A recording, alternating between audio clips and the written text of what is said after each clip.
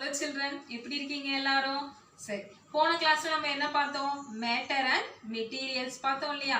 சரி, மேட்டர்னா என்னன்னு தெரியும், மெட்டீரியல்ஸ்னா என்னன்னு தெரியும் இல்லையா? மேட்டர்னா பொருள், மெட்டீரியல்ஸ் அப்படின்றது அந்த பொருள் எதனால செய்யப்பட்டிருக்கு அப்படின்னு சொல்றது அதனுடைய மெட்டீரியல்ஸ் நேம் இல்லையா? சரி, இந்த மெட்டீரியல்ஸ் நேம்னுடைய ப்ராப்பர்ட்டிஸ் தான் வந்து நம்ம இன்னைக்கு பார்க்க போறோம். ப்ராப்பர்ட்டிஸ்னா அதனுடைய பண்புகள். இப்போ ஃபார் எக்ஸாம்பிள் ஏதோ ஒரு பொருள் எடுத்துக்கலாம்.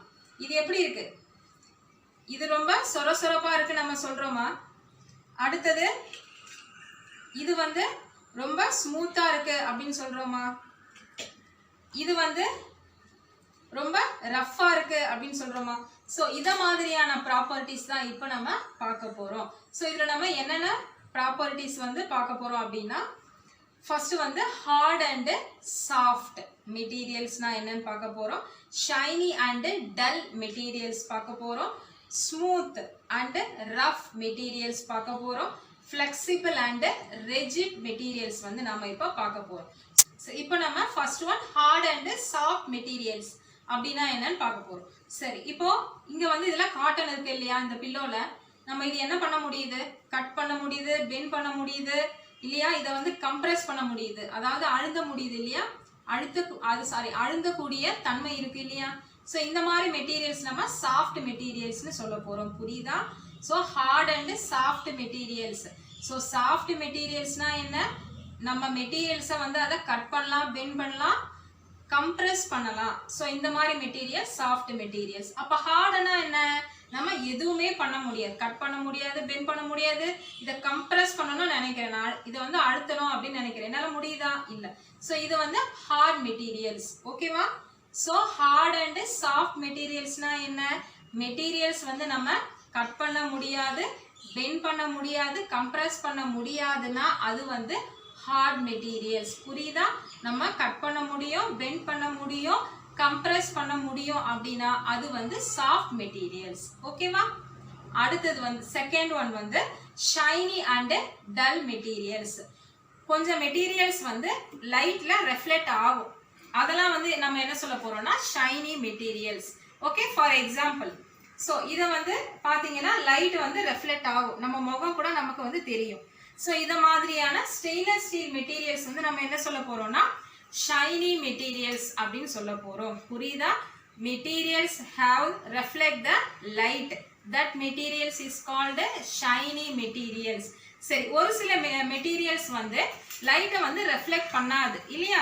ஸோ அப்படியே தான் நம்ம இருக்கும், ரெஃப்ளெக்ஷனே எதுவுமே வராது. அதை வந்து நம்ம என்ன சொல்ல போறோம்? Dull materials. டல் மெட்டீரியல்ஸ் அப்படின்னு நம்ம சொல்ல போறோம். ஃபார் எக்ஸாம்பிள் இந்த ஜூட் பேக்ஸ், இந்த கேண்டில்ஸ். ஸோ இதெல்லாம் வந்து என்னது?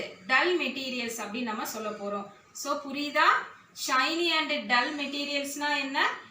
லைட்டை வந்து ரெஃப்ளெக்ட் பண்றதெல்லாம் வந்து ஷைனி மெட்டீரியல், ஷைனா இருக்கிறது. டல்னா அந்த லைட்டை வந்து ரெஃப்ளெக்ட் பண்ணாததான் வந்து டல். ஓகேவா? சரி, அடுத்தது வந்து தேர்ட் என்ன பார்க்க போறோம்னா smooth and rough materials. So இப்போ பாருங்க, இந்த மாதிரி டயர் இல்லையா? நம்ம டயர் பார்த்துருப்போம் இல்லையா? பைக்ஸ் எல்லாம். சரி, அந்த டயர்லாம் நீங்க அதனுடைய சர்ஃபேஸ் எல்லாம் தொட்டு பார்த்தீங்கன்னா அப்ஸ் அண்ட் டவுன்ஸ் வந்து இருக்கும். ஃபார் எக்ஸாம்பிள் இந்த பிரிக்ஸ், இதை வந்து நான் தொட்டு பார்க்கும்போது அப்ஸ் அண்ட் டவுன்ஸ் வந்து இருக்கு இல்லையா?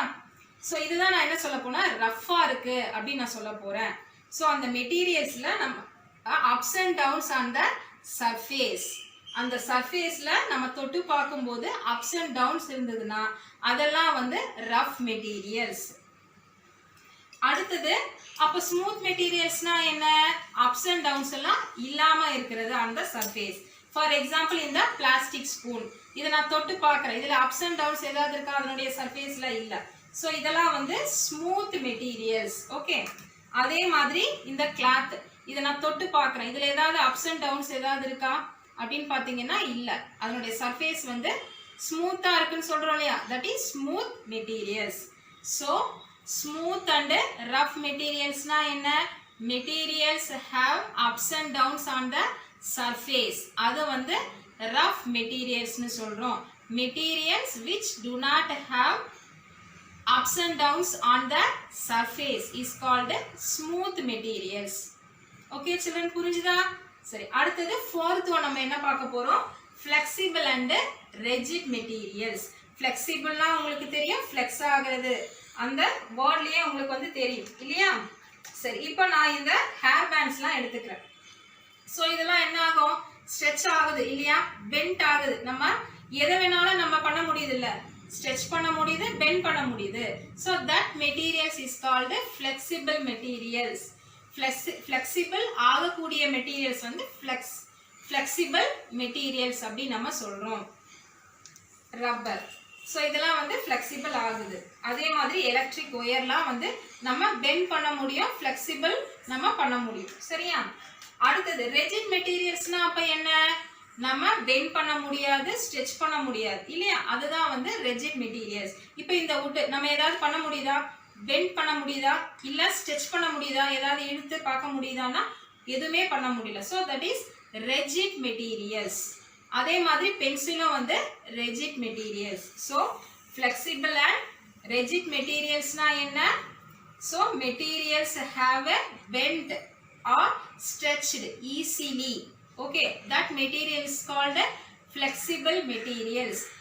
Some materials which do not have bent and stretched properties. Okay, that materials is called rigid materials. Okay children, so இன்னைக்கு நம்ம என்னென்ன பார்த்தோம்? Properties of materialsல நம்ம வந்து hard and soft materials, shiny and dull materials, smooth and rough materials, flexible and rigid materials லாம் பார்த்தோம். We can measure, see or feel the materials. So நம்ம இப்போது ஒரு பொருளை பார்க்கும்போதே அது எந்த மெட்டீரியல் அப்படின்னு நம்மளால் சொல்ல முடியுது. ஸோ அதாவது பார்க்க முடியுது, அதை உணர முடியுது. அதை தொட்டு பார்த்து நம்மளால் உணர்ந்து அது எந்த வகையான ப்ராப்பர்ட்டிஸ்ன்னு நம்மளால் சொல்ல முடியுது இல்லையா? Most materials have more then one property. So இப்போ இந்த ஒரு பொருள் எடுத்துக்கிட்டால் அது ஒரு வகையான மெட்டீரியலாக தான் இருக்கணும் அப்படின்னு இல்லை. அது 2-3 ப்ராப்பர்ட்டிஸ் கூட அதுக்கு வந்து இருக்கலாம். Properties, they can be hard or soft, shiny or dull, smooth or rough and flexible or rigid. இதெல்லாம் நம்ம ஆல்ரெடி பார்த்துருக்கோம் இல்லையா? Hard or soft materials, materials which cannot be easily compressed, cut, bent or scratched are called hard materials. Hardனா கடினமாக இருக்கிறது. நான் ஹார்டுன்றதை நான் காமிச்சிருக்கேன் இல்லையா? சரி, இதை நம்ம கம்ப்ரெஸ் பண்ண முடியாது, அதாவது அழுத்த முடியாது, கட் பண்ண முடியாது, வளைக்கவும் முடியாது, எதுவுமே பண்ண முடியாது. ஓகே, எக்ஸாம்பிள் வந்து போன், ஹுட், ஸ்டீல் அண்டு பிரிக். அதனுடைய பிக்சர்ஸ் எல்லாம் நான் வந்து கீழே கொடுத்துருக்கேன், அதையும் பார்த்துக்கோங்க. Materials which can be easily compressed, cut, bent or scratched are called soft materials. So நம்ம எதெல்லாம் ஈஸியாக கம்ப்ரெஸ், அதாவது அழுத்த முடியுமோ, கட் பண்ண முடியுமோ, பெண்ட் பண்ண முடியுமோ, ஸ்க்ராட்ச் பண்ண முடியுமோ, ஸோ அதெல்லாம் வந்து soft materials. Okay, for example வந்து cotton, foam, clay and skin. Shiny and dull materials. Materials which reflect the light well are called shiny materials. So நம்ம எந்த பொருளெல்லாம் நம்ம பார்க்கும்போது லைட்னிங், அதாவது லைட்டை வந்து ரெஃப்ளெக்ட் பண்ணுது, ஸோ அதெல்லாம் வந்து நம்ம ஷைனி மெட்டீரியல்ஸ்னு சொல்ல போகிறோம். Example stainless steel, gold and diamond. Materials which do not reflect the light well are called dull materials. Example candle, paper and jute bag.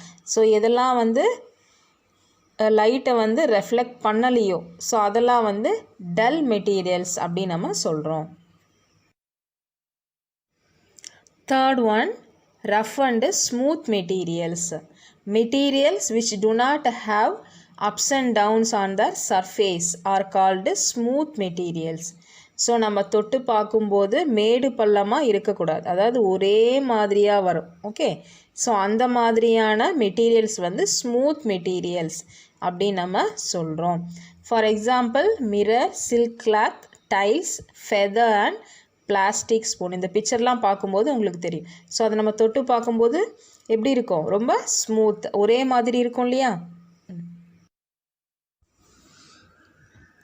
Materials which have ups and downs on their surface are called rough materials. For example வந்து இப்போ tyre. டயரை நம்ம தொட்டு பார்த்தா மேடு பள்ளம் வரா மாதிரி இருக்கா, that is ups and downs வரா மாதிரி ஒரு ஃபீல் பண்ணும். ஸோ அந்த மாதிரி மெட்டீரியல்ஸ் நம்ம என்ன சொல்ல போகிறோம்னா ரஃப் மெட்டீரியல்ஸ் அப்படின்னு நம்ம சொல்ல போகிறோம். சரி, example brick, rock, coir, sand paper and tyre.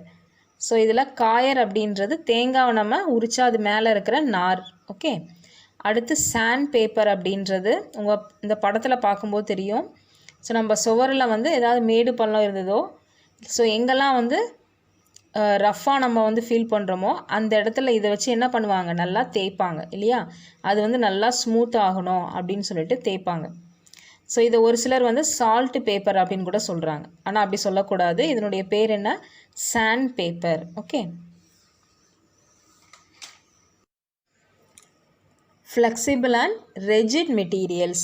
Materials which can be bent or stretched easily are known as flexible materials.